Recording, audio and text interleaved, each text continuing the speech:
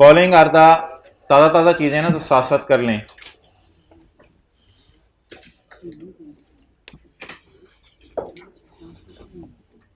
थोड़ा सा जल्दी से कर लो या अंदर हो जाओ, जगह दे दो। Following are the summarise statement of financial position of Himalaya limited and method limited as on 31 December 2020। 45 minute आपने देने हैं दोनों सवालों के लिए आज। पीपीई आ रहा है, इन्वेस्टमेंट्स आ रही हैं। इन्वेस्टमेंट्स में मसला बताएं, अलग अलग पता नहीं चल रहा हमें कि हमने सब्सिडरी के कितने शेयर खरीदे हुए हैं और एसोसिएट के। इन्वेस्टमेंट्स बस इकट्ठी आ रही हैं, इन्वेंट्रीज आ रही हैं, डेटर आ रहे हैं, कैश एंड बैंक आ रहा है, शेयर कैपिटल आ रहा है, शेयर प्रीमियम आ रहा है, और ये चली जाएगी वर्किंग नंबर 3 में, और ये चली जाएगी वर्किंग नंबर 2 में। ऐसा ही है, okay. Additional information, additional information किसका सवाल है? बैलेंस शीट का। और आपने बताना है कौन सी इंफॉर्मेशन का इफेक्ट सवाल में नहीं होना।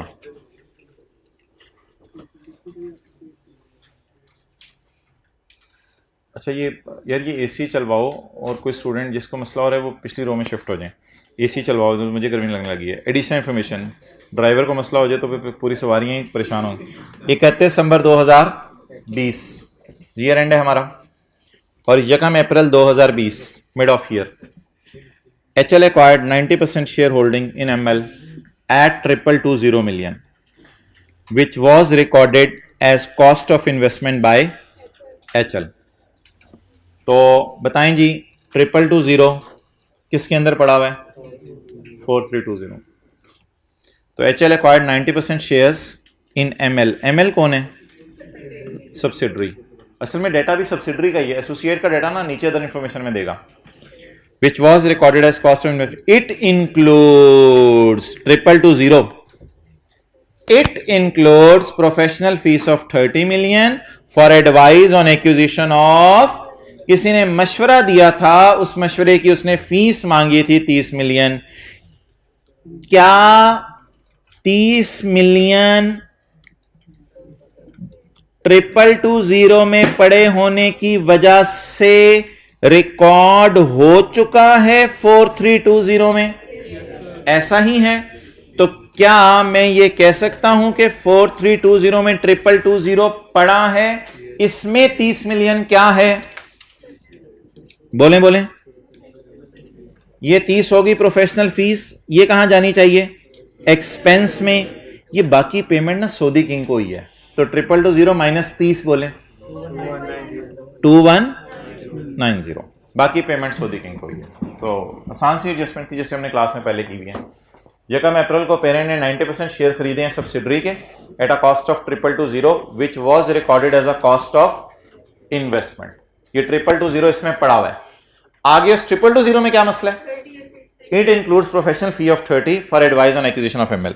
अब मेरे ख्याल से ऐसे करें, इसको काट दें, क्योंकि 30 और 2190 का हमने अलग अलग हिस्सा कर लिया है। ये पेमेंट सऊदी किंग को ही है, और ये बोले बोले बोले प्रोफेशनल फीस। डन।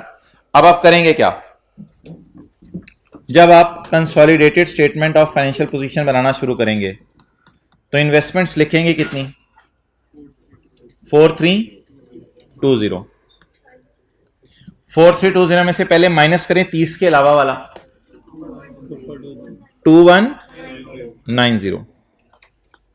2190 को माइनस करके कहां ले जाएंगे? वर्किंग वन में। डन।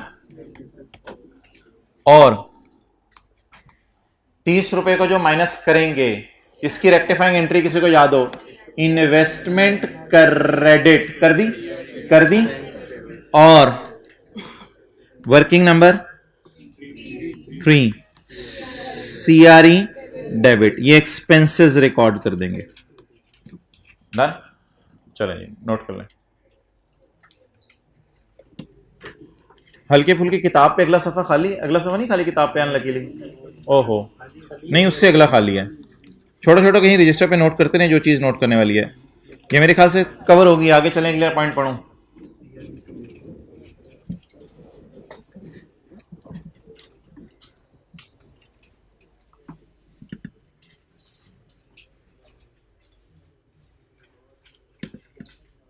इस 30 रुपए की एंट्री किसी को ज़बानी याद हो तो बता दे।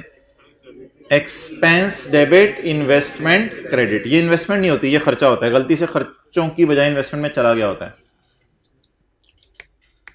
लेकिन मेरे ख्याल से अभी भी इन्वेस्टमेंट्स में बैलेंस पड़ा है, पता नहीं अब क्या है, इन्वेस्टमेंट्स में अभी भी बैलेंस पड़ा है।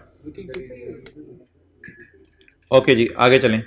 वर्किंग बैलेंस शीट का सवाल करें, वर्किंग सिक्स की जरूरत पड़ी कर लेंगे, वर्किंग सिक्स की जरूरत पड़ी कर लेंगे, कोई मसला नहीं। अच्छा जी नेक्स्ट,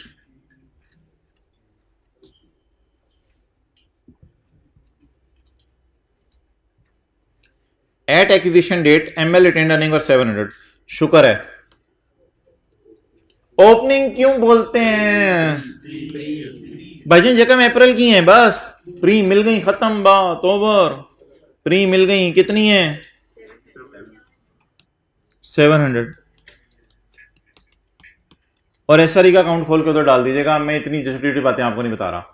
तो वर्किंग सिक्स सब करने की जरूरत नहीं है, और वर्किंग सिक्स हो भी नहीं सकती थी इस सवाल में क्योंकि profit for the year given नहीं है, वर्किंग सिक्स हो भी नहीं सकती थी, profit for the year given नहीं है, तो ऐसे ही बैलेंसिंग भी नहीं निकल सकता क्योंकि ओपनिंग रिटेन अर्निंग भी नहीं है। मैं घर से पढ़ के आया हूं सवाल। अच्छा ओपनिंग रिटेन अर्निंग भी वर्किंग सिक्स नहीं हो सकती, भाईजान बताएं क्यों, आप घर से सवाल पढ़ के आए हैं। अच्छा ये कौन सी आ रही है, क्लोजिंग, यानी कि 31 दिसंबर 20 वाली, ये कौन सी आ रही है, यकम अप्रैल 20 वाली। अब बीन बजाएं, ना प्रॉफिट गिवन है ना यकम जनवरी 20 वाली आ रही गिवन है, तो वर्किंग सिक्स उम्रों के भी घोड़े दौड़ा दें तो नहीं कर सकते आप। आगे चलें, ऑन एक्विजिशन डेट, खुदा के लिए ये एडजस्टमेंट ना कहिएगा, मुझे करा दें। On acquisition date carrying value was equal to fair value except a brand which has not been recorded by ML, BV 0 which has not been recorded by ML, BV शायद इंटरनली जनरेटेड हो।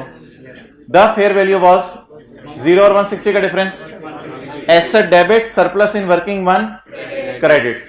और depreciation में आप जो गलती सिर्फ ये कर सकते हैं अमोर्टाइजेशन में कि गलती से आप 9/12 करना भूल जाएंगे, ये गलती का चांस था, तो ये गलती हो सकती थी। अमोर्टाइजेशन आपने कितने महीने की चार्ज करनी है, 9/12, क्योंकि करंट ईयर में खरीदा है और यकम अप्रैल को।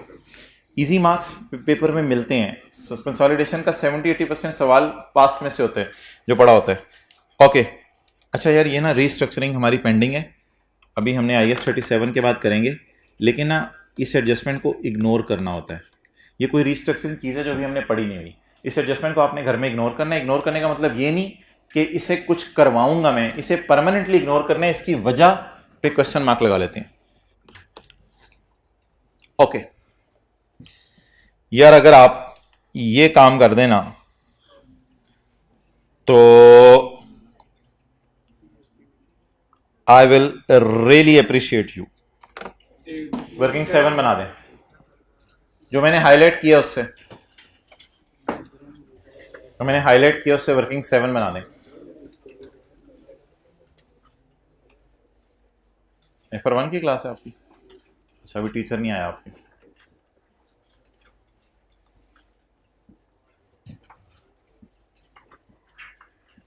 सिर्फ हाईलाइटेड से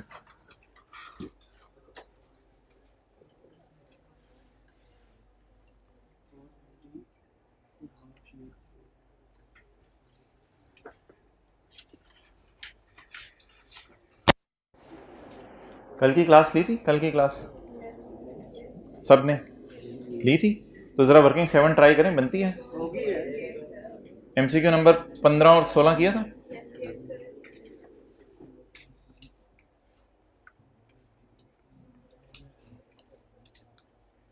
जी कितने लोगों ने कर लिया? क्लोजिंग और प्री नहीं मिल रहा, मैं क्या करूं? क्लोजिंग और प्री नहीं मिल सकता, ये वाला ना पढ़ो, ये मैं बताता हूँ क्या है।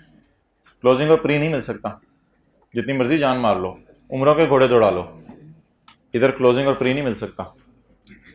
क्या करें मजबूरी में? कल किसी को याद हो क्लोजिंग और लेकिन फिर तो डिविडेंड भी डालना पड़ेगा, क्योंकि आपको पता है ओपनिंग और क्लोजिंग के दरमियान प्रॉफिट और डिविडेंड पड़ा होता है, तो फिर तो वो भी डालना पड़ेगा।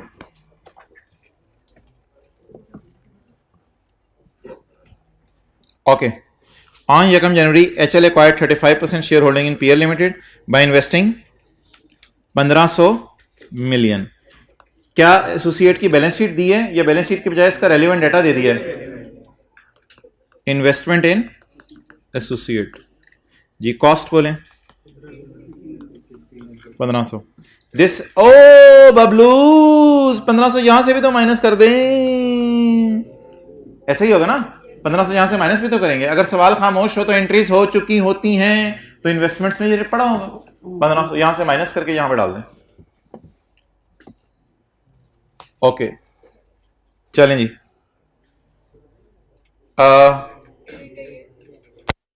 This investment is carried at cost as on 31 December 20। तो कहां कैरी हुई होगी? ये कैरी हुई होगी, यही कैरी हुई होगी ना, ये इन्वेस्टमेंट्स एट कॉस्ट होती हैं तो यही कैरी हुई होगी। This investment is carried at cost as on 31 December. Where it is carried, सोचें सोचें सोचें, ये 4320 में इट इज कैरिड। ओके अच्छा जी, मुझे पोस्ट चाहिए। क्या क्लोजिंग और प्री का डाटा अवेलेबल है? नहीं, मुझे पोस्ट के प्रॉफिट्स चाहिए, पोस्ट पैट चाहिए, बल्कि पोस्ट पैट में भी अपना हिस्सा जितने महीने से खरीदा हुआ है वो मुझे चाहिए। अब डेट ऑफ परचेज बता दें। ओ साल का पहला दिन है तो मजे हो गए, आसान हो गया। डेट ऑफ परचेज क्या? साल का पहला दिन। तो 910 पूरा साल हमारा है या 910 का पूरा साल का 35% हमारा है? अब हम पोस्ट पैट से चल रहे हैं, 910 इंटू 35%, 318.5। अब क्या डालना पड़ेगा? डिविडेंड डालना पड़ेगा। डिविडेंड सारा हमारा है या डिविडेंड का 35% हमारा है? जी बोलें कितना? 490 इंटू 171.5 किधर है? मार्कर सारे फराग हो गए हैं। 171.25 0.5। ओ कैरी डाउन क्यों निकाल रहे हो? नीचे एडजस्टमेंट अंकल ने करनी है, बहुत जल्दी पड़ी हुई है, एडजस्टमेंट्स भी तो है ना। अच्छा अच्छा मोहतरम, यहां पे मैं कुछ और आपसे सुनना चाह रहा था, लप्पे आती है सुनना चाह रहा था। कौन बोला है? ये कौन बोला है? सीआरई। एक्सेलेंट, ये दो लोग बोले हैं, आई रियली अप्रिशिएट। इन दोनों को नेट करके सीआरई में लेके जाना है। कल के क्लास याद है? इन दोनों को नेट करके सीआरई में लेके जाना है। इसलिए मैं कहता ताज़ा ताज़ा कर लें, फिर ये सवाल अगर अपने अगस्त में उठाए तो फिर परेशान होंगे। तो सीआरई में बताएं एआरई कितनी लेके जाएंगे? 31.5 माइनस 171.5। काश क्लोजिंग माइनस प्री होता तो डायरेक्ट ये फिगर निकल आनी थी कि 147। ये एआरई आ गया। क्या चीज? ये 30 तो प्रोफेशनल फीस है उसकी, वो तो पड़ी हुई है। It includes professional fee of 30। Professional fees खर्चा होता है, खर्चा इन्वेस्टमेंट्स में पड़ा होना चाहिए, नहीं पड़ा होना चाहिए। तो इन्वेस्टमेंट क्रेडिट, खर्चा डेबिट। क्या चीज?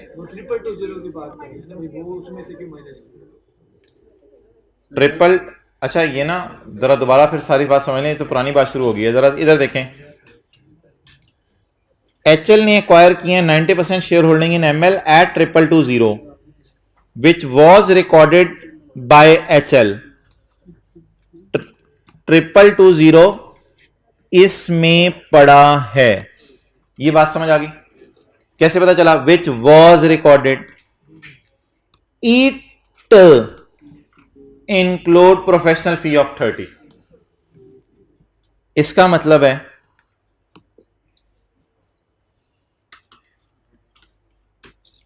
It include professional fee of 30, यही मतलब है इसका। बाकी पेड टू सऊदी किंग होगा, बाकी पेड टू सऊदी किंग होगा कितना? 21।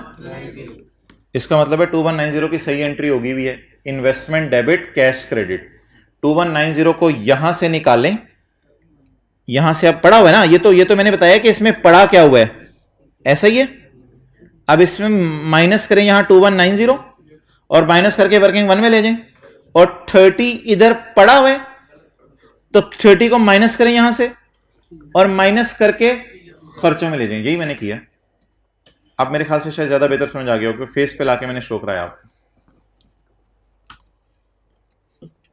मैं मान रहा हूं थोड़ा सा ना उसने जरा कंफ्यूजिंग सा डाला था फिक्रा। 220 फिर 220 में पड़ा हुआ है 30, तो 30 को अलग से निकाल दें। जब 30 निकाल दिया तो बच क्या गया, अब 2190 को निकाल दें।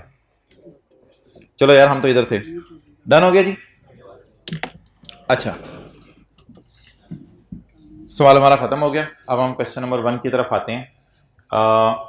लेकिन इसको पहले जरा सवाल को ओवर कर लें। HL recorded its shares as, उसने अपनी अदर इनकम में डाला हुआ है। अगर P&L बना रहे होते तो लेस कर देते, लेकिन बैलेंस शीट के एंगल से पेड वाले डिविडेंड को कुछ भी नहीं करना होता।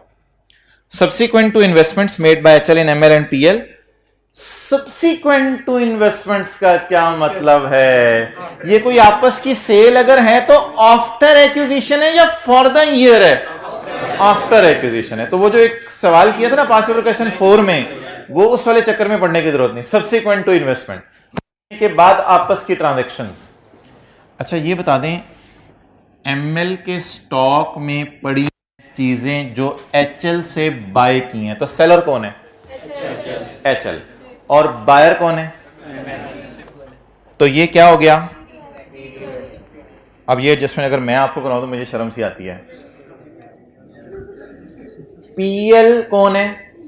यार PL यहां पेरेंट नहीं है।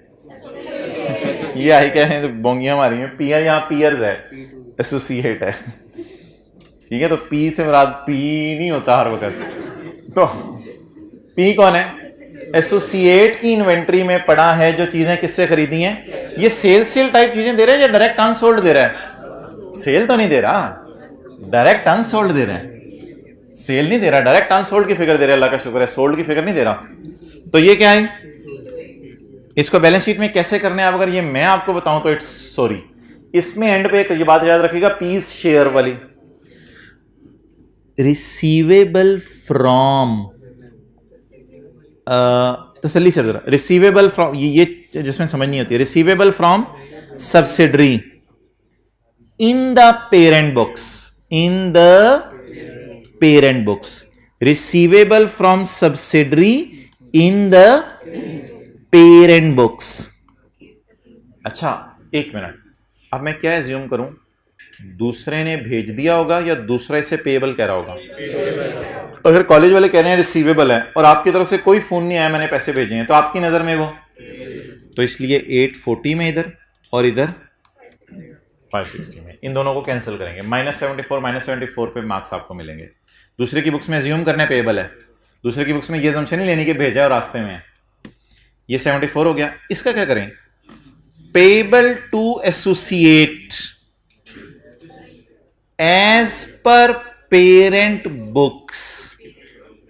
Payable to associate as per parent ने इसको देने हैं पैसे। पेएबल 90, लेकिन एसोसिएट की बैलेंस शीट हमें दी हुई, अगर दी भी होती तो कैंसिल हो नहीं सकता था। 98 को शायद पड़ा रहने दें। अब वो जो उसने पूछा था ना आई कैप ने कि list down the information which has no effect, तो बस आपने एक चैन ये लिखनी थी 98 payable to PL has no effect. कोई ज्यादा लॉजिक्स नहीं देनी थी। लिस्ट का मतलब होता है लॉजिक नहीं देनी, लिस्ट डाउन, लिस्ट बना दे। तो आपने बताना था this 98 has no effect. Done. आगे चलें। HL values NCI at fair value. शर्म सी आ रही है, एंड पे नंबर रखे होते हैं। ये देखें, ये सारे नंबर इसने रखे हुए थे पेपर में, ये सारे इसने मुफ्त के नंबर रखे हुए थे। तो अब फंस जाता है बंदा ऊपर वाली लाइनें पढ़ के, छो यार ये भी मुफ्त का नंबर रखा हुआ था 0.2। ओके यार एक चीज मुझे बताएं, अगर आप आ ही गए हैं, अच्छा 0.3 अल्लाह का शुक्र है करना कुछ नहीं था, बच्चों को समझ भी नहीं आया, किया भी कुछ नहीं उन्होंने तो अच्छा अब आप एक चीज मुझे बताएं, ये आपने ये जो अभी मैंने क्लास करवाई है लेक्चर नंबर 83, इसमें आपने नेट एसेट से खेला था। क्वेश्चन 10 अभी आपको एक कराया था नेट एसेट से। ये एक इंफॉर्मेशन उसने देने की कोशिश की थी। इससे मैं कोशिश करके ना करता हूं कि मैं क्लोजिंग माइनस प्री टाइप बना लूं। इस इंफॉर्मेशन से मैं कोशिश करता हूं कि क्लोजिंग माइनस प्री टाइप कोई चीज बना लूं ताकि मेरी ये वाली चीजें अवॉइड हो जाएं। मैं एक एफर्ट करने लगा हूं कि मुझे नेट एसेट्स दिए हुए हैं, तो नेट एसेट्स एक क्लास में सर ने शेयर कैपिटल और रिटेन्ड अर्निंग के नाम से बनाए थे। तो शेयर कैपिटल तो एसोसिएट का मुझे दिया नहीं हुआ, रिटेन्ड अर्निंग भी नहीं दी हुई, लेकिन नेट एसेट्स दिए हुए हैं। तो मैं एक कामयाब या नाकाम कोशिश करने लगा हूं, क्योंकि पेपर में जब ये लाइन आएगी तो मैं इग्नोर तो नहीं कर सकता, मैं तो पढ़ूंगा इसको और इससे भी कुछ करने की कोशिश करूंगा। तो वो जो मैं कोशिश करूंगा पेपर में, वो मैं आपके सामने अब करने लगा हूं। ये क्या है? एसोसिएट। ये उसके क्या है? क्लोजिंग है। क्लोजिंग नेट एसेट्स हैं। कितने हैं? नेट एसेट्स क्या होते हैं? एसेट्स माइनस, और मुझे ये लग रहा है कि ये एसोसिएट की बैलेंस शीट में से एसेट्स लायबिलिटीज दिए हुए हैं। ये एसोसिएट्स की बैलेंस शीट में से एसेट्स लायबिलिटीज दिए हुए हैं, और ये वो होते हैं जिनको हम काटते हैं। ये वो होते हैं जिनको हम काटते हैं, याद है? तो भाईजान तू उत्ते बैलेंस शीट दे देंदा, थल्ले दे छड़ी, मैं परेशान हो गया। इतनी है। ओके, अब जरा एक नाकाम कोशिश करें इससे क्लोजिंग माइनस प्री टाइप निकालने की। 1 जनवरी 20, 31/12/20 share capital retained earning associate का और नेट एसेट्स बताएं क्लोजिंग कितने हैं? 4480। ये नेट एसेट्स आ गए क्लोजिंग। Okay,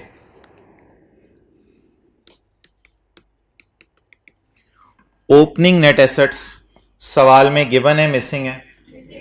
missing. ओपनिंग ही प्री है। ओ भाईजान ओपनिंग ही प्री है ऑन 1 जनवरी 2020। ओपनिंग भी मिसिंग है, प्री भी मिसिंग है। डन। अब मैं क्या करूं?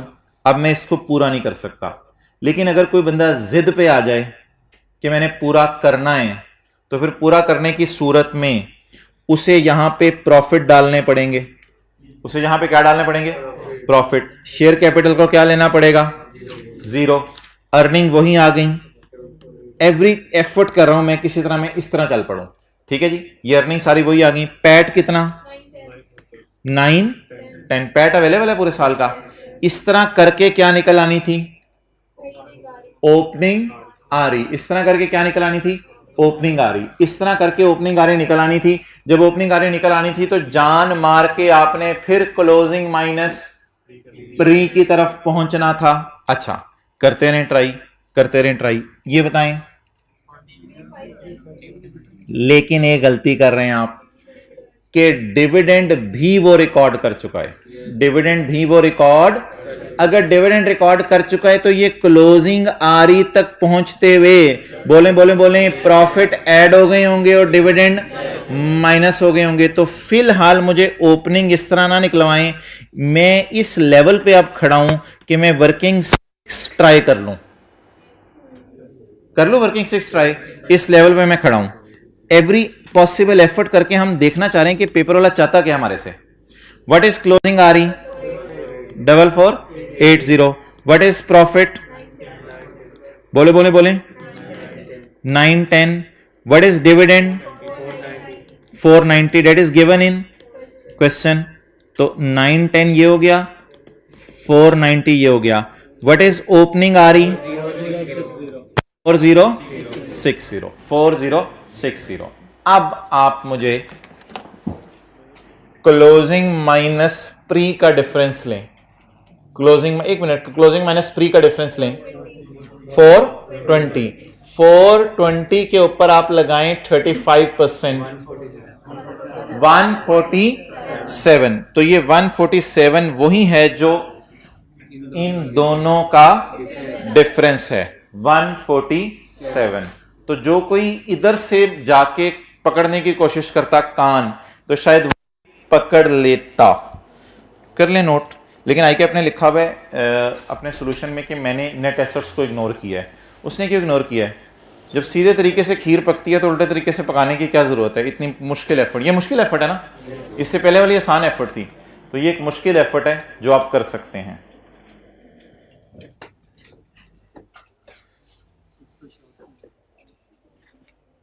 इसका नहीं, ये तो पूरा है, वो मैं फिर बाकी अगर आपको चाहिए तो ये सारा मेरा है। चलो इसकी तस्वीर खींचनी है तो अलग से खींच लो, ये तो फुल है, लेकिन अभी मैं सिर्फ काम की चीज दिखा रहा था।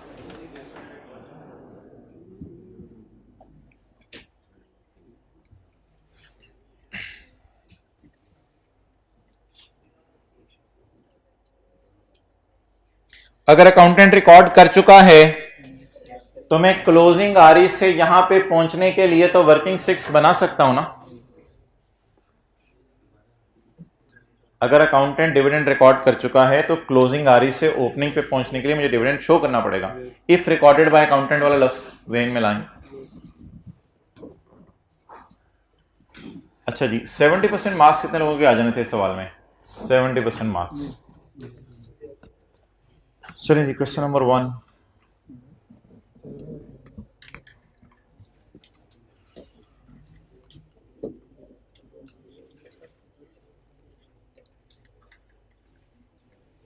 क्वेश्चन नंबर 1 ना ज़रा ज़्यादा इंपॉर्टेंट है, ये काफ़ी ज़्यादा इंपॉर्टेंट है। ये सवाल मेरे ख्याल से अब आपसे घर में 20 से 25 मिनट में हो जाना चाहिए, इससे भी ज़्यादा टाइम नहीं लगना चाहिए, 20-25 मिनट में हो जाना चाहिए। क्वेश्चन 1 पे आपको ना टाइम लगाइएगा फिर घंटा सवा। अच्छा, इसमें आप कौन सी एडजस्टमेंट रह गई है? सिर्फ 3, और 3 को क्या करना था? Ignore.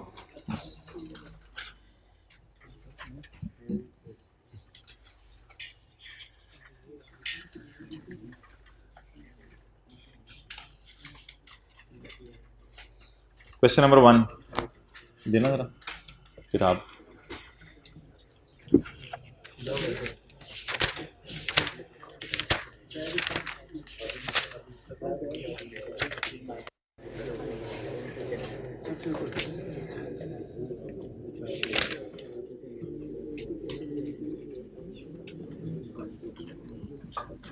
The following are the balances extracted from the records of Golden Limited, Silver Limited and Bronze Limited for the year ended 30 June 2019।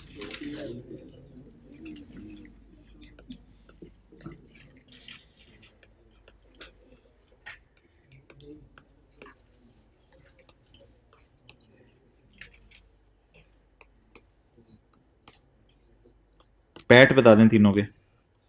PAT नहीं दिया ना तीनों का, तीनों का पैट बता दें। 30 जून 19 हमारा ईयर एंड है।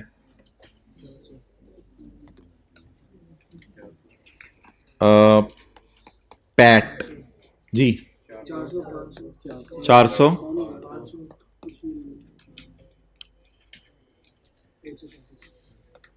137, ये जी तीनों का पैट आ गया। 30 जून 19 का साल है। Surplus on revaluation of PP during the year is 60 for the year है, फॉर द ईयर है। और सब्सिडरी का सरप्लस नहीं है, यूनिफॉर्मिटी नजर नहीं आ रही। एसोसिएट का सरप्लस है।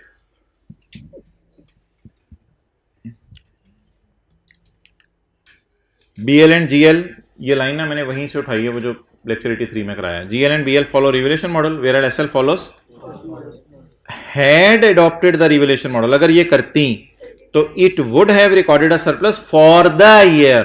तो इस साल का सरप्लस कितना आता?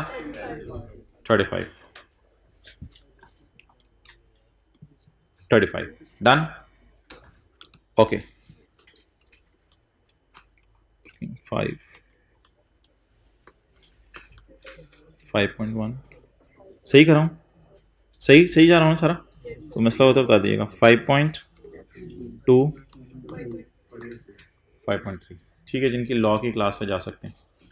वर्किंग 5 5.1 5.2 5.3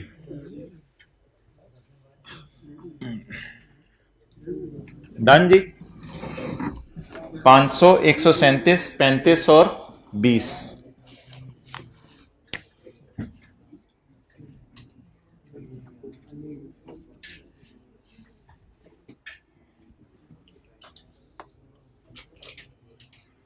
जी बोले भाई। 500 137 35 और 20 डन जी। अब इसमें साथ साथ परसेंटेज लगानी है। 137 इंटू 30 परसेंटेज ऑफ होल्डिंग देख लेना, 35 और 70 इंटू 35%, 48, जल्दी जल्दी जल्दी, 20 into 35%, 7. So that is my starting point of these 4 figures. ये तो मेरे ख्याल से अगली चीज है ना, बैलेंस शीट टाइप है, इन्वेस्टमेंट इन, ये नोट ना करो यार अभी, ये मैं फिर आपको नोट करने दूंगा, ये इधर ही लिखा रहने दूंगा। ये सब्सिडरी में इन्वेस्टमेंट्स हैं एट कॉस्ट और ये एसोसिएट में इन्वेस्टमेंट्स हैं एट कॉस्ट। पहली सब्सिडरी की है ना एसएल और दूसरी एसोसिएट की हैं 2500। ये क्लोजिंग आ रही है, ये क्या है? पूरे सवाल में कहीं भी गिवन नहीं है इंफॉर्मेशन डिविडेंड की, तो वर्किंग 6 में बना सकता हूं। कैसे बनाऊंगा? क्लोजिंग आरईज, पैट और बैलेंसिंग ओपनिंग आरईज। लेकिन ये वर्किंग्स शायद इसलिए चाहिए होती हैं कि प्री आरई कभी कभी मिसिंग होती है, लेकिन अगर पेपर में आप बना भी लेंगे तो आपको थोड़ी देर बाद ख्याल आएगा कि प्री आरई सवाल में गिवन थी। तो प्री आरई अगर सवाल में गिवन थी तो इसलिए ये वर्किंग शायद खोलने की जरूरत नहीं थी। अच्छा, सवाल की रिक्वायरमेंट पहले पढ़ लें। एक तो इसने पीएम मांगा हुआ है, एक इसने ओसीए मांगी हुई है और इसने वर्किंग 7 मांगी हुई है या 5.1? भाई 5.1 तो इसमें वैसे ही हो जानी है ऊपर वाले में। एज ऑन वाली मांगी हुई है या फॉर द ईयर? तो वर्किंग नंबर 7। सॉल्यूशन में गलती से मैंने स्टेटमेंट फॉर्म में कर दी हुई है, सॉल्यूशन में टी काउंट बनना चाहिए था, तो टी काउंट अभी बना लेंगे, कोई मसला नहीं। अच्छा, अभी ना वर्किंग 7 के एंगल से चीजों को ना सोचिएगा। वर्किंग 7 के एंगल से सोचने का क्या मतलब है? Cost, closing minus pre. तो वर्किंग 7 के एंगल से चीजों को ना सोचिएगा। पहले मुझे कौन सा सवाल करा लें दे? Point A. चलें जी, नहीं वर्किंग 6 करते रिवैल्यूएशन में लेते। Details of GLs investments are as follows. Date of investment आ गई। अब जरा देख लें, सब्सिडरी और एसोसिएट को 3/12 4/12 तो नहीं करना। 1 जनवरी 17, ये तो पिछला साल है तो इसको नहीं करना। आगे चलें, 1 जनवरी 18 हमारा साल है, हमारे साल का पहला दिन है, तो फिर सब्सिडरी को भी नहीं करना। ओके, अच्छा जी, अगर आप बात करें परसेंटेज की, वो ये है, ये सब्सिडरी है, ये एसोसिएट है, ये इनके शेयर कैपिटल हैं जो बैलेंस शीट में आ रहे होते थे। अगर आप मुझे कहें ना सर खींच तान के इनकी बैलेंस शीट बना दें सेपरेट वाली, तो मैं इस सारे डेटे से आपको खींच तान के सेपरेट वाली बैलेंस शीट भी बना के दे सकता हूं। ये सेपरेट वाली बैलेंस शीट नहीं है। इन्वेस्टमेंट इन सब्सिडरीज, ये सेपरेट वाली बैलेंस शीट है। इन्वेस्टमेंट इन, ये सेपरेट वाली बैलेंस शीट है। क्लोजिंग आरईज, सेपरेट वाली बैलेंस शीट है। शेयर कैपिटल, सेपरेट वाली बैलेंस शीट है। तो सेपरेट वाली बैलेंस शीट का डेटा सारा दिए या अच्छा खासा दे दिए? अच्छा खासा डेटा दे दिए। इसके अलावा और कोई डेटा नहीं है सेपरेट वाली बैलेंस शीट का। ये आ रही तो कौन सी वाली है? प्री। ये आ रही कौन सी वाली है? प्री। ओके, यहां पे खड़े होके मुझे बताएं, क्या वर्किंग 1 मैंने आपको कहा था कि P&L के सवालों में और बैलेंस शीट सवालों दोनों में करनी है? क्यों करनी है? क्योंकि नेगेटिव गुडविल आ सकती है और दूसरी वजह इंपेयरमेंट आ सकती है। तो यहां पे खड़े होके मुझे फिलहाल वर्किंग 7 की टेंशन ना डलवाएं। वर्किंग 7 को मैं देख लूंगा बाद में। फिलहाल मुझे बता दें, क्या मैं वर्किंग 1 कर सकता हूं? कैसे? Working 1, it is closing, it is pre, ऐसा ही है। अच्छा चलें जी, वर्किंग 1 आप मुझे करवा दें। वर्किंग 1 एडजस्टमेंट अकाउंट, इन्वेस्टमेंट्स दी हुई हैं, बोलें 1400, ठीक है। इसके बाद शेयर कैपिटल दिया हुआ है 5000। आगे प्रोफेशनल फी शामिल है? कोई नहीं, नीचे जाके पढ़ लेंगे, नीचे जाके पढ़ लेंगे, इसको काट देंगे। 6000 है शेयर कैपिटल, 6000 है। आगे चलें। एक भाई कह रहे हैं 1400 में गलती है, कोई मसला नहीं, नीचे आने दें। आगे चलें। आरई 3000, ये कौन सी होगी? प्री। ना ना ना ना ना, एसआरई का अकाउंट खुलवाने की जरूरत नहीं है। एसआरई क्यों खोलने हैं हमने, बैलेंस शीट बना रहे हैं हम कौन सी। वर्किंग 1 जरूरी है, बस डायरेक्ट वर्किंग 5 करेंगे इसके बाद। वर्किंग 5 मैंने उधर खोल ली भी है, ये वर्किंग 1 है। आगे चलें जी, चलें जी, पहली एडजस्टमेंट पोस्ट करवाएं। Cost of investment in SL include, ये वाला 1400, इस 1400 में 20 मिलियन शामिल है जो कि आपने सब्सिडरी एक्वायर करने के मद में पे कर दिया है। तो ये प्रोफेशनल फीस है। रेक्टिफाइंग एंट्री जी कितनी, 20। एक्सपेंस डेबिट कहां करेंगे, पीएनएल के मुंह पे जाके। सीआरई में क्यों करेंगे, सीआरई तो मांगी नहीं उसने, तो मुझे कटवा के आज सीआरई एसआरई ना करवाइएगा वरना मैं आपको मारूंगा। तो इसलिए कटवा के सीआरई एसआरई ना करवाएं। अब बता दें 20 रुपए कहां लेके जाऊं, पीएनएल के मुंह पे। मुझे आपका जो है ना वो मूड सही नहीं लग रहा।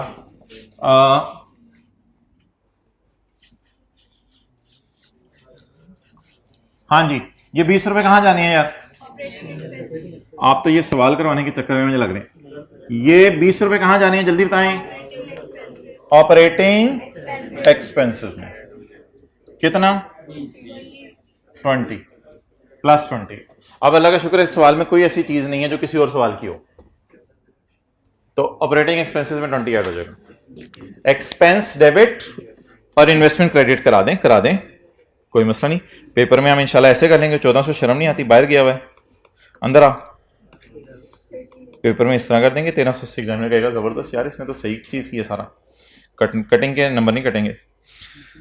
चलें यार आगे, सांस की adjustments. The following consideration relating to acquisition of SL shares are still unrecorded. Issuance of 175 million ordinary shares of, following consideration relating to खरीदना ऑफ सब्सिडरी। खरीदी किससे गई होगी, सऊदी किंग से।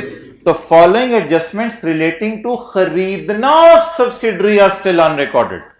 तो ये ट्रांजैक्शंस किसके दरमियान हुई होंगी, हमारे और सऊदी किंग के दरमियान। अब मुझे लग रहा है कि ये आप बताएं इस 1400 में फिर मसले पे मसले हैं। क्या मसले हैं, एक और मसला निकल आया। वो क्या मसला निकला, जल्दी एंट्री करवाएं। इशुएंस ऑफ 175 मिलियन और जीएल, जल्दी। इन्वेस्टमेंट, शेयर कैपिटल और शेयर प्रीमियम क्रेडिट। इतने के बदले इतने शेयर या डायरेक्ट दे रहे शेयर्स, कितने, मल्टीप्लाइड बाय पी के शेयर की फेयर वैल्यू ढूंढें। जान पी के शेयर की फेयर वैल्यू कितना, 10। क्यों, पी के शेयर की फेयर वैल्यू 20 इंटू जवाब 35.35। अच्छा, शेयर कैपिटल कितने से क्रेडिट करूं भाईजान, पेपर में कंसोलिडेशन का सवाल ही करते रहिएगा आप बैठ के। Share capital, share premium balance sheet के मुंह पे जाके क्रेडिट करना है ना, बैलेंस शीट मांगी है तो ट्राई कीजिएगा, जनरल एंट्रीज करके जरा अच्छी रिवीजन हो जाएगी आपकी। ये एंट्री पूरी कीजिएगा पेपर में बैठ के, दुआ का खौफ करें। अब ये वाली में एंट्री करवा रहे हैं तो फिर तो हम यही सवाल पेपर में करते रहेंगे। इन्वेस्टमेंट डेबिट कितने से मार दूं, 3500 से। अगली एंट्री बताएं, cash payment of 1000 after 3 years। जल्दी एंट्री। इन्वेस्ट, वो वाला हमारा सफा जिसमें मैं कह रहा था 2-3 एडजस्टमेंट पेपर में आ जाती हैं। Investments debit, purchase consideration payable या deferred consideration payable, deferred consideration payable credit. पकड़ें जी, पकड़ें। 1000 कितने सालों बाद, 1.12 रेज़ टू पावर -3 कितना, 712। चलें जी, भाई ने नीचे, अच्छा जी 712 हो गया। 712 से इन्वेस्टमेंट डेबिट और पेएबल। मेरा पेएबल क्रेडिट करने को दिल नहीं चाह रहा था क्योंकि इसलिए आपको पता है पेएबल को मैंने क्या करना है, सर में मारना है। अच्छा, इसकी entry unwinding of discount, unwinding of discount, interest expense debit और पेएबल। 712 इधर आए, जरब 12%, 85। अब आप मुझे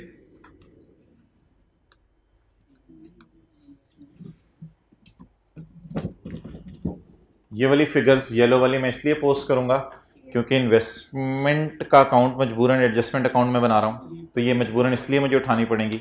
ये बैलेंस शीट की चीज़ें हैं, इसको फारिग कर दें। ये बैलेंस शीट की चीज़ है, इसको फारिग कर दें।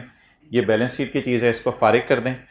ये ज़रा आपको भूल जानी है पेपर में, 85 फाइनेंस कॉस्ट 85। अच्छा सॉरी यार, मुझे पहले पूरा सवाल पढ़ लेना चाहिए था, मैं बार बार आपको कटिंग करवा रहा हूँ जी। इन्वेस्टमेंट्स में बता दें अब आप क्या क्या जमा करना है, जल्दी जल्दी जल्दी जमा करवाएं। इसको हम वर्किंग 1.1 के नाम से करते थे, याद होगा आपको। कितना? 3500 प्लस 712 फाइनल फिगर 5592। डन जी, वेरी इजी। ये नोट कर लें जरा, ये 4 जनरल एंट्रीज।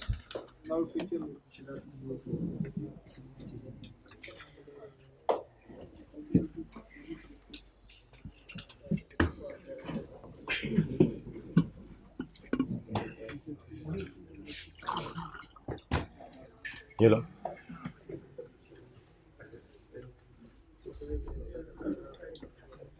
मेरे ख्याल से तो ये तीनों एडजस्टमेंट्स हो जानी थी पेपर में। ये तीनों एडजस्टमेंट्स हो जानी थी, नहीं हो जानी थी? हो जानी थी। आगे चलें।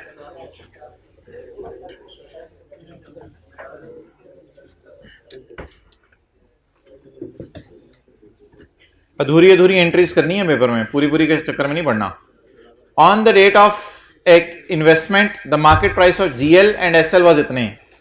ये पेरेंट के शेयर की फेयर वैल्यू इसलिए यूज होती है कि पेरेंट के शेयर सऊदी किंग को दिए जा रहे होते हैं, और ये अगर तब यूज होगी जब कभी एनसीए मैंने फेयर वैल्यू पे निकालनी हुई। तो जरा देख के बता दें, एनसीए फेयर वैल्यू पे है, GL measures NCI at fair value, तो इसलिए ये वर्किंग वन में आप ले जाइएगा। अब ये वर्किंग वन में अगर आप मुझे लेके जाने को कहते हैं तो मैं ले जाता हूं। मुझे बता दें शेयर कैपिटल 5000 है, तो 5000 का मतलब है 500 शेयर्स टोटल हैं। 500 में से 500 में से सॉरी 600 में से हमने कितने बाय किए हुए हैं? 70%। तो 600 इंटू 30% एनसीआई के पास है कितने? 40। 600 ज़रब 30% शेयर एनसीआई के पास है ना। 600 ज़रब 30% 180। तो 180 को किससे मल्टीप्लाई कर देंगे? 17 से। What will be it? 180 into 17। What will be it? NCI की फेयर वैल्यू 180 इंटू 3060। ओके आगे। ये वर्किंग वन की मैं तस्वीर एंड पे लेने दूंगा। लें जी, अगले सफ़े पे आसान एडजस्टमेंट्स पड़ी हुई हैं, वो भी मैं छोड़ रहा हूँ। तो ये एक एडजस्टमेंट है जिस पे आप मुझे थोड़ा सा टाइम लगवा दें। At the date of acquisition of SL, ये दोनों आपको मैंने क्लास में करवाई हुई है। At the date of acquisition of SL यानी हमारे साल के पहले दिन ना यार, पिछले साल कैसे यार? हमारे साल के पहले दिन, हमारे साल के पहले दिन। एसोसिएट और सब्सिडरी की दही नहीं बनानी पेपर में। At the date of acquisition of subsidiary carrying value of net assets were equal to the fair value except the following: an internally developed software by SL which had a fair value of 150 million, the cost of 120 million incurred by subsidiary on development had been expensed out by SL since the software did not meet the recording criteria for capitalization. रुक जाएं, surplus बताएं। Excellent, 150। अब जरा सुनते रहें आज, जिसको कहते हैं नहीं सुनाना अगले को। अब जरा सुनते रहें। सेपरेट फाइनेंशियल स्टेटमेंट्स में बहुत सी चीज़ों की कैरिंग अमाउंट जीरो आती है। इसमें 4 चीज़ें हैं: मेथड, ब्रांड, पब्लिशिंग टाइटल और कस्टमर लिस्ट। अगर ये इंटरनली जनरेटेड हैं, हमेशा बुक वैल्यू जीरो है। इसके अलावा अगर कोई इंटरनली जनरेटेड है, सॉफ्टवेयर, फॉर्मूला, पेटेंट और कोई चीज़ इंटरनली जनरेटेड है, और वो डेवलपमेंट का क्राइटेरिया मीट नहीं कर रही, तो उसकी बुक वैल्यू जीरो होती है। भाईजान कैरिंग अमाउंट का लफ्ज ना बैलेंस शीट के लिए है, और कैरिंग अमाउंट बुक वैल्यू के माने में होता है। कैरिंग अमाउंट कभी भी एक्सपेंसेस की नहीं होती। P&L में जो चीज चली जाए उससे कैरिंग नहीं कहते। कैरिंग अमाउंट का लफ्ज किसके साथ खास है? What is the carrying amount in separate financial statements? The cost has been expensed out. तो cost has been expensed out को अंडरलाइन करके क्या हमने लिखा? कैरिंग अमाउंट, फेयर वैल्यू, तो वह 150 से एंट्री होनी थी। अगली एंट्री तो आप कर लेंगे। Asset debit surplus in working one. अब क्या करूं? Asset debit surplus in working one करूं या पेपर में डायरेक्ट यहां 150 लिख दूं? पेपर में डायरेक्ट 150 लिख दूं, एंट्रीज करने बैठ जाऊंगा तो मेरा तो मसला बढ़ जाना है। अच्छा, इसके बाद डेप्रिसिएशन बढ़ेगी। जब डेप्रिसिएशन बढ़ेगी तो depreciation debit and asset credit. तो डेप्रिसिएशन P&L के मुंह पे डालनी है, तो 150 को डिवाइड करें 5 से, 30 और साथ वर्किंग 5 में भी 30। समझ आ गया? तो अब आप बड़े हो गए जिसमें इसको डायरेक्ट पोस्ट किया करें। एसआरई में भी जानी थी, लेकिन एसआरई की क्यों सोच रहे हैं? अच्छा जी यार, ये वो एडजस्टमेंट थी जो कि हमने परसों तरसों की है। Contingent liability is disclosed. Disclose का मतलब है कैरिंग अमाउंट जीरो। ये 90 कंफ्यूजिंग है। In the balance sheet of SL which had an estimated fair value of 60। तो 0 और 60 का डिफरेंस 60। लाइबिलिटी बुक करें। एक्सपेंस 100% ये एंट्री करवाई है। Expense in working one debit ना, P&L के मुंह पे नहीं लेके जाना। एक्विजिशन डेट वाली कोई चीज P&L के मुंह पे नहीं जानी। Expense in working one debit and liability credit. बाप ने कितने से काम किया है? 60 से। तो expense in working one debit और क्रेडिट क्या करना है? लाइबिलिटी। वो बैलेंस शीट की चीज है, उसे छोड़ें, आगे चलें।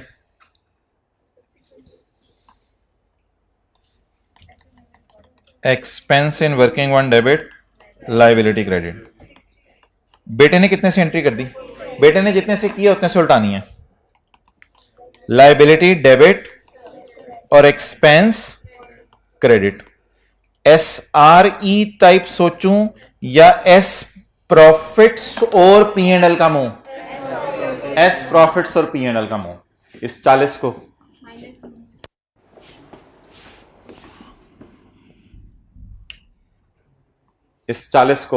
नहीं ये यार, ये नहीं P&L के मुंह पे लेके जानी।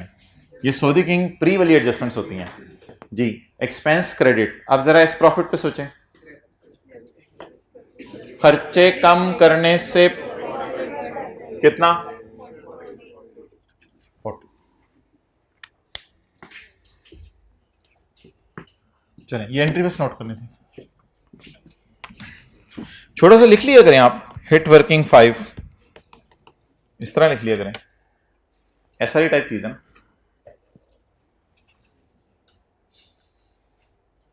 अच्छा, थोड़ा फील करें आज आप डायरेक्ट एडजस्टमेंट्स भी पोस्ट हो सकती हैं और टाइम जरा बच सकता है पेपर में। ये थोड़ी सी प्रैक्टिस अब आपकी हो जाएगी, नहीं इंशाल्लाह आप किया करेंगे डायरेक्ट। और अगस्त के महीने में जब इतनी दफ़ा आप कर लेते हैं तो पेपर में 40 से 50% एडजस्टमेंट्स आप डायरेक्ट पोस्ट कर लेते हैं। बाकी कोई सऊदी किंग को शेयर दिए, को पैसे देने का वादा किया, उसमें शायद पेपर में टाइम लग जाए, लेकिन हो सकता है उसमें भी पैसे देने के वादे में आप इंटरेस्ट डायरेक्ट निकाल लिया करें और पीवी भी डायरेक्ट निकाल लिया करें। मेरे ख्याल से तो आप निकाल लिया करेंगे जब आप प्रैक्टिस करके जाएंगे। नेक्स्ट जी, अगर ये जिसमें मैंने करवानी है तो मैं जा रहा हूँ। Following inter company sales were made during the year ended T/Sun S to GL GL to BL। Okay, 0.6 पढ़ें जी।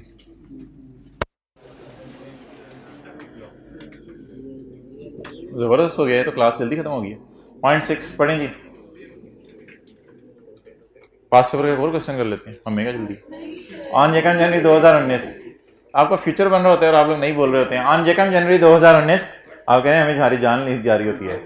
ऑन 2 जनवरी 2019 बाप ने लोन दिया है, हैं 2 लोन दिए हैं, एक सब्सिडरी को और एक एसोसिएट को। 150 इंटू 12% कितना? इंटू 6/12 कितना 9 और 130 into 12% into 6/12 7.8।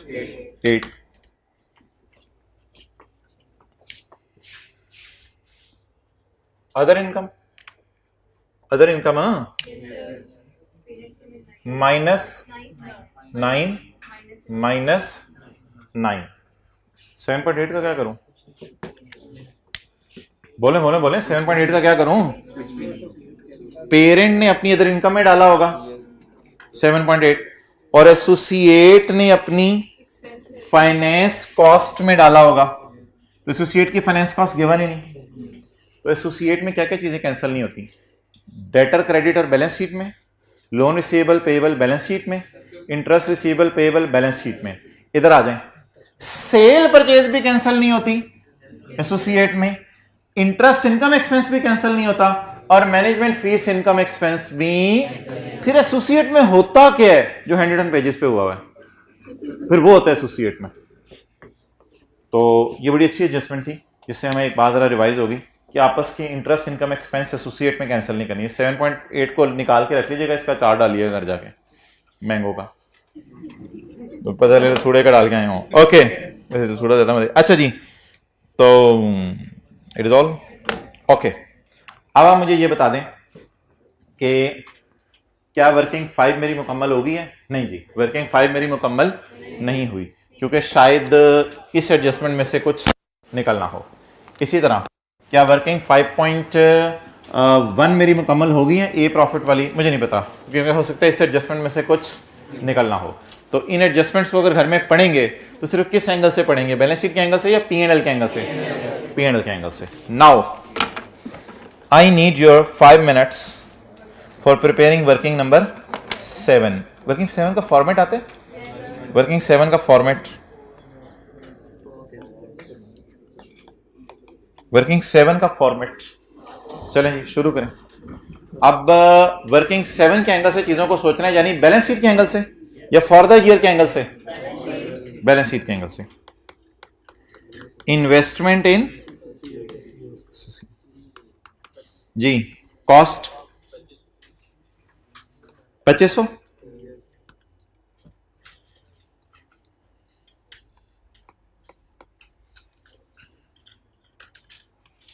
Post retained earning closing minus, देख लें शायद क्लोजिंग माइनस फ्री अवेलेबल हो, फिर हमारा काम चल जाएगा। क्लोजिंग फ्री, शुक्र है अवेलेबल है।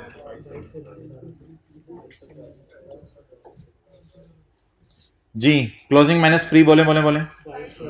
अच्छा यार, ये ना वीडियो अटेंड जरूर कर लेना, इसमें एक सरप्लस की एडजस्टमेंट है जो मैंने करानी है, ये वीडियो अटेंड जरूर कर लेना जो मैंने फॉर्मेट में दिखाई थी पहले। जी क्लोजिंग माइनस फ्री 2200 माइनस, यार ये 2200 माइनस 1800, 2200 माइनस 1800 137 के बराबर क्यों नहीं आ रहा प्रॉफिट फॉर द ईयर के? परसेंटेज कितने लाई है ना, इतने परसेंटेज लाई है ना, इतने लाई है ना, इतने लाई है। डिविडेंड नहीं है सवाल में भाई, ये क्लोजिंग आ रही है, ये 1.5 साल पुरानी आ रही है, कोई होश के नेल ले लें। ये कौन सी आ रही है? क्लोजिंग आ रही है, ऐसे ही है ना। वैसे ही मैं एक चीज पूछ रहा था, ये कौन सी आ रही है? 1.5 साल पुरानी। तो अगर मैं इन दोनों का डिफरेंस लूं तो 1.5 साल का प्रॉफिट आएगा या 1 साल का? तो मैं तो आपसे बोंगी मरवा रहा था, मैं कह रहा था कि 1.5 साल का प्रॉफिट 1 साल के बराबर क्यों नहीं आ रहा? पता नहीं, आप कहते पता नहीं क्या चक्कर है। तो किधर गई होती है? सैर करने गई होती है। तो क्लोजिंग है और ये क्या है बोलें? प्री है। ये कितने साल का प्रॉफिट है? 1.5 साल। लेकिन वर्किंग 7 में तो 1.5 साल का प्रॉफिट जाएगा ना, वर्किंग 7 में 1.5 साल का जाएगा। और वर्किंग 5 में फॉर द ईयर, और वर्किंग 7 में एज ऑन। ये हल्का फुल्का थोड़ी देर बाद ना आपको हिलाना होता है क्योंकि आप समझ रहे होते हैं सब समझ आ रहा है, तो ये ओवर कॉन्फिडेंट। जी क्लोजिंग बोलें 2200 माइनस ये 1800 वाली चीज 2200 की होगी, तो ये जितना भी गोश्त है सारा हमारा इंटू 140। अच्छा, एक चीज आपको मैंने आज नहीं बताई थी, post revaluation circular, closing minus pre. कितने साल का चाहिए? 1.5 साल का। 1.5 साल का। कितने साल का चाहिए? 1.5 साल का। अच्छा, थोड़ी सी ज़रा हेल्प करवाएं। 1.5 साल का मुझे सरप्लस चाहिए, तो अब क्लोजिंग सरप्लस की कोई लाइन भी नहीं डली हुई इधर, सरप्लस एज एट 30/19, और कोई प्री सरप्लस की भी लाइन नहीं डली हुई कि क्लोजिंग और प्री कर लेते हैं। अच्छा, अगर मैं ये कह दूं कि जो मेरा ये वाला सरप्लस है 20 रुपये वाला, ये 1 साल वाला है, मुझे चाहिए कितने साल का? मजबूरन फिर क्या करें, बिल्कुल ही ना उठाएं या इस 1 साल वाले को उठा लें समझ के पोस्ट के यही है 1.5 साल में, पहले 6 महीने में फिर नहीं होगा सरप्लस। 2 ऑप्शन है ना, 2 ऑप्शन है। वो तो लिखा हुआ ड्यूरिंग द ईयर, मेरा सवाल कुछ और है। ड्यूरिंग द ईयर पिछले 6 महीने का भी तो कोई ना कोई सरप्लस हो सकता है ना, मैं ये पूछ रहा हूँ आपसे। अब मेरा 2 सवाल हैं आपसे। पहला सवाल, क्या क्लोजिंग माइनस प्री सरप्लस निकल सकता है? नहीं। क्या 1.5 साल का सरप्लस निकल सकता है? नहीं। कितने साल का सरप्लस अवेलेबल है? 1 साल का, और मुझे 6 महीने का और चाहिए। अब इसको इग्नोर कर दूं या इसी को डाल दूं और 6 महीने का जीरो ले लूं? इसी को डाल दें, तो मेरे ख्याल से पोस्ट 1.5 साल का है, कुछ इस किस्म का समझ लें। तो क्लोजिंग माइनस प्री तो अवेलेबल नहीं है, इसको मैं काटता हूँ। मुझे पोस्ट डायरेक्ट ही गिवन है, पोस्ट डायरेक्ट ही गिवन है, और वो पहले 6 महीने का जीरो और अगले, तो ये पोस्ट हो गया 1.5 साल post instead of closing minus pre. लेकिन ऑब्वियसली ये सारा हमारा नहीं है। 7। ओके, इसके बाद एडजस्टमेंट्स इधर कौन सी होनी है? P2A वाली, A2P वाली? इधर मैंने आपको आज बताया था A2P वाली होनी है, और इधर P2A वाली होनी है जी। ये देख ले दोनों में से कोई P2A वाली एडजस्टमेंट है?